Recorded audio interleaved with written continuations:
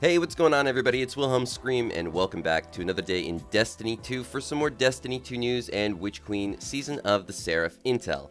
And in this video, we're going to be covering a pretty awesome solo farm glitch for the new dungeon Spire of the Watcher. So if you're trying to get your hands on the new exotic bow hierarchy of needs or the catalyst, this is going to be a must-know because this works on both the normal and master difficulty. This is going to be for the final boss, which is, of course, the way that you acquire the new exotic bow. So just keep that in mind. Also, a couple of big shout-outs to Tronny and Vein Crane for allowing me to use the clips that we're going to be showing today. Their YouTube channels will be linked in the description box down below, as well as my Instagram or Twitter. Please remember to go follow me on those things, as well as like, comment, and subscribe to this YouTube channel to be entered into any future giveaways on this YouTube channel, and I do one every 1,000 subscribers. And of course, stick around till the end of the video because I'll have that secret hashtag you can leave in the comments section for another entry into the next giveaway for this video. And remember, I do those secret hashtags on all videos, so if you haven't done this on a previous piece of content on this channel, you can always go back, check out another video, and of course, do it again. So a little bit of background information. This particular glitch is going to allow you to do about 5.5 million damage on the final boss in Spire of the Watcher. So I'm sure a lot of you are wondering how I'm arriving at that number of 5.5 million damage. Well, it's because this particular boss has about 5.5 million hit points, and we're going to one-shot them. Now, how does this glitch work, and how do you set it up? Well, the setup is pretty easy. All you have to do is progress till this portion of the boss fight, draw the boss into this room with the pillar, and then you want to actually get as close to that pillar as possible, almost crouching directly underneath it. This will draw the boss to the opposite side of the pillar, as the boss is going to try to get as close to you as it can, but since the pillar is in between you, it sort of just stands there. Now, then you're going to want to stay on the opposite side and just continue to kill these adds that are spawning in the middle. They'll continue to spawn until you have your super ready. Now, this only works for the hunter because the hunter can not only jolt people with their super, but the super also does a good bit of AoE damage. Time out when the adds are spawning and when you super, because you want to hit them almost exactly as they do. When you do, and this is where the glitch comes in, it causes a chain reaction. Now, I'm not totally sure how this actually works, but this is how I think it works.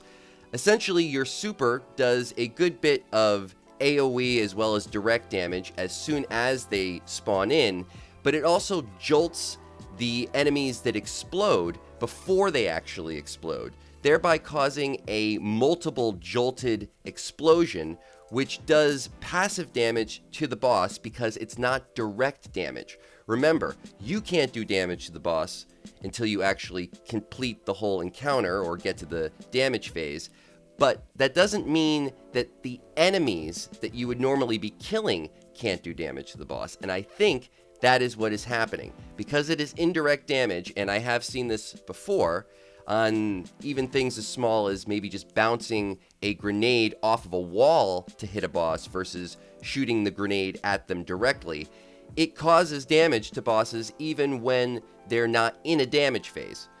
So again, all of this really comes down to just the timing. Once you get the boss in this position, you can actually try this as many times as you want, and I've even seen it work with grenades, though I have seen it work more consistently with the super.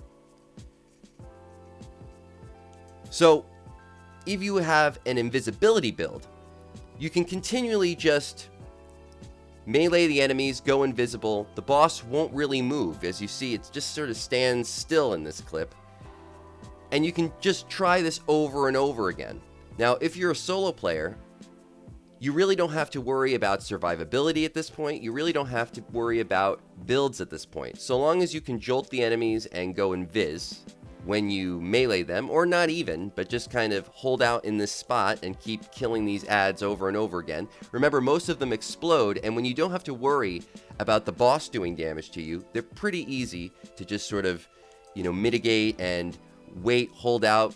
Even if you flub a super, you could probably rebuild one fairly quickly in the time that you're just here killing adds. So that is going to be it for all the information in today's video. Remember, this works the same for both the normal and master.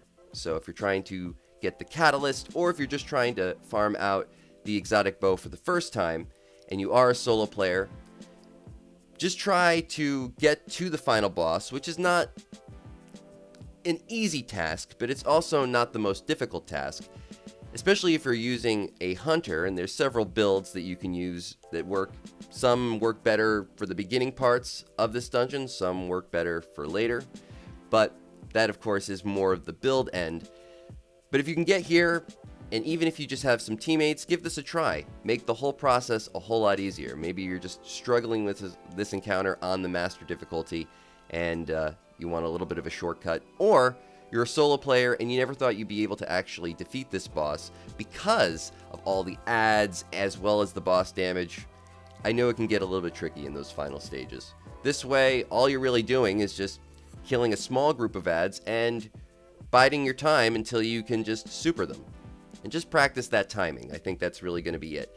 Based on the timing that I see in the clips in this video, it's kind of like as soon as you see the ads start to spawn in, that's when you want to activate your super so that when they actually are physically there, you immediately hit them. I also see people using Wither Horde. I think that's more just to do ad control than actually do any extra damage to the boss. But in both the clips, it's kind of the exact same moment that they activate their super. Now, I don't know if this could work with other supers. I've only seen it work really consistently with the Hunter Arc super. But again, I do think, and I have seen it work with grenades that jolt targets as well. So, though that might not be as a consistent method as this is, it's also another possibility, especially if you have multiple people, possibly just both throwing either pulse or storm grenades to jolt the targets. If you get enough of them together at the right time, you might be able to actually do the exact same thing, or it might have the exact same effect.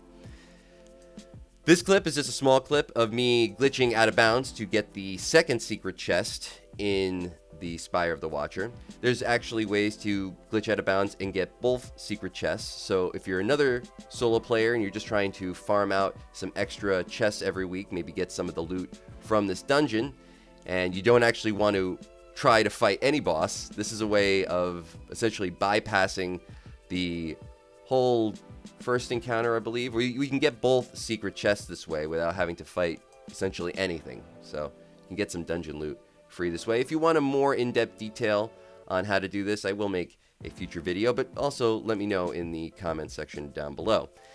And of course, if you've watched to this point in the video, please leave a hashtag Season of the Seraph or a hashtag Spire of the Watcher in the comment section for another entry into the next giveaway for this video.